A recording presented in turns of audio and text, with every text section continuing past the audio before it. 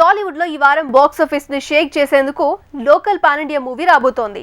Non local pan India కహాని PS2 కూడా రంగంలోకి దిగబోతోంది. అయితే విచిత్రంగా సీన్ లో లేని ఓ హాలీవుడ్ మూవీ అనుకోకుండా తెలుగు, తమిళ సినిమాలకు పోటీ ఇచ్చేలా ఉంది. అదేలానో మీరే చూడండి. Ponniyin Selvam sequel agent movie ఈ వారమే థియేటర్స్ లో పోటీ పడనున్నాయి. అయితే పొన్నియిన్ సెల్వం పార్ట్ 1 అందరికీ సుపరిచితం కాబట్టి పార్ట్ 2కి ప్రమోషన్ తగ్గినా బాక్సాఫీస్ లో ఎమోషన్ క్యారీ అవుతుందనే అంచనాలున్నాయి. ఇక హిందీ రిలీజ్ ని వాయిదా వేసుకుని సౌత్ వరకే పరిమితమైన pan India movie agent. Akhil స్టామినాకు మించి 100 కోట్ల భారీ బడ్జెట్ తో తీసిన ఈ సినిమా పొన్నియిన్ సెల్వంతో పోటీ పడనుంది.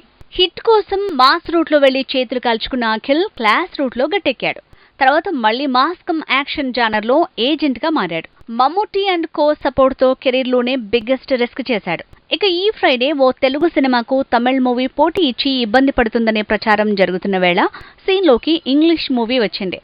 సిసు అంటూ హాలీవుడ్ లో తెరకెక్కిన ఈ సినిమా ఇండియన్ మార్కెట్ మీద దండెత్తనుంది.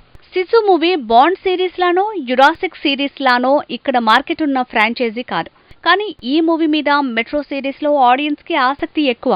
సో పొన్నియిన్ సెల్వం, ఏజెంట్ లాంటి మూవీస్ కి మెట్రో సిటీస్ మార్కెట్ చాలా ముఖ్యం. కాబట్టి సిసు మూవీ పొన్నియిన్ సెల్వం 2 ఏజెంట్ సినిమాలకు పంచ్ ఇచ్చేలా ఉందంటున్నారు.